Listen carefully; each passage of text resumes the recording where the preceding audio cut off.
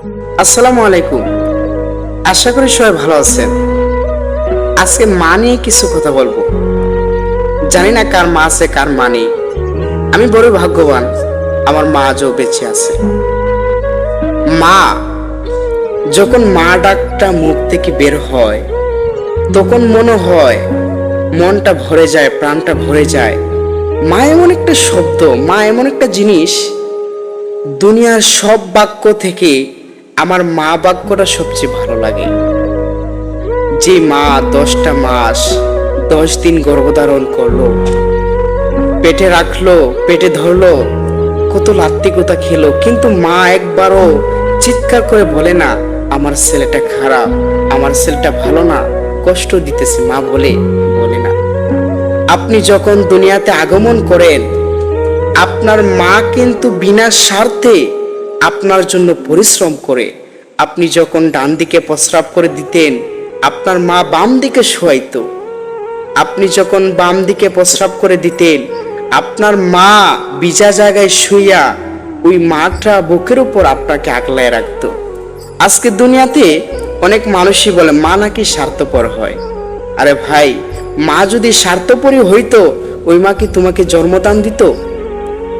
মা যদি স্বার্থপরই হইতো, ওই মা কি তোমাকে ভালোবাসতো, ছোট থেকে এত বড় করতো?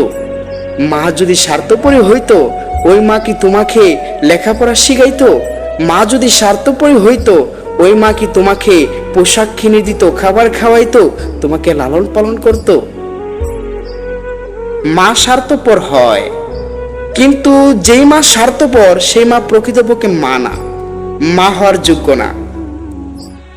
কিন্তু মারা স্বার্থপর হয় না, ওই প্রকৃত মাটাই ভালো মা।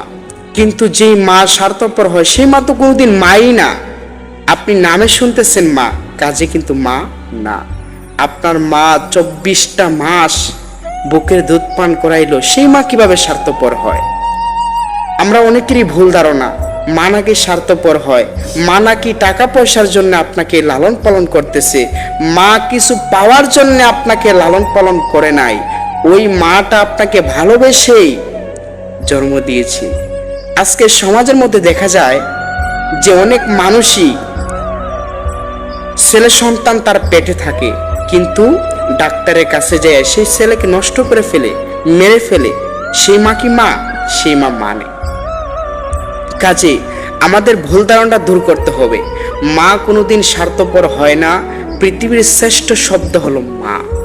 আমার মধ্যে, আমার ভিতরে যে কাজটা করে, জানি না আপনাদের মধ্যে কি কাজ করে, কিন্তু আমি মনে করব যার মা দুনিয়াতে আছে সেই মাকে সম্মান করেন, সেই মাকে ভালোবাসেন, দেখবেন আপনি দুনিয়াতে শান্তি পাবেন, আখিরাতেও শান্তি পাবেন।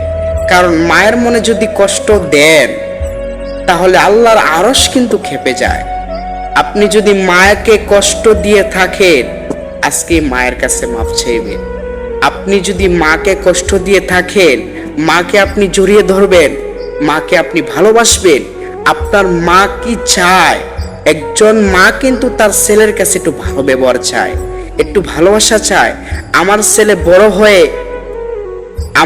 বড় হয়ে উচ্চ শিক্ষিত হবে, একজন মা কিন্তু সেই জিনিসটাই চায়। আল্লাহ ওয়ালা হবে, আমি যখন মারা যাব আমার ছেলে আমার জন্য দোয়া করবে। একজন বাবা দেখেন মাতার ঘাম পায়ে ফেলে সন্তানের জন্য টাকা পয়সা রোজগার করে, সেই বাবাও স্বার্থপর হয় না। আমরা অনেকেই বলি বাবা নাকি স্বার্থপর হয়। আরে ভাই, বাবা যদি স্বার্থপরই হইতো, সেই বাবা ছোট কাল থেকে তোমাকে লালন পালন করতো না, সেই বাবা তোমার খেয়াল রাখতো না, সেই বাবা নিজের চিন্তা না করে তোমাকে লেখাপড়া শিখাইতো না।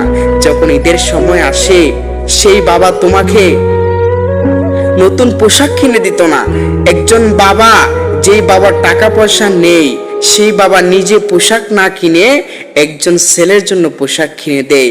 সেই বাবা ঈদের মাঠে যায় সিরা পোশাক পরে, সিরা পাঞ্জাবি পরে, কিন্তু তোমাকে কত ভালোবাসে, কত মহাব্বত করে। না, আমার ছেলে ভালো কাপড় দিতেই হবে, না হলে কষ্ট পাবে। কাজেই মা বাবা কোনোদিন স্বার্থপর হয় না। আর যারা স্বার্থপর হয় তারা কোনোদিন মা বাবাই ছিল না, তারা মা বাবার যোগ্য না। যদি ভিডিওটা ভালো লাগে শেয়ার করবেন, কমেন্ট করবেন আর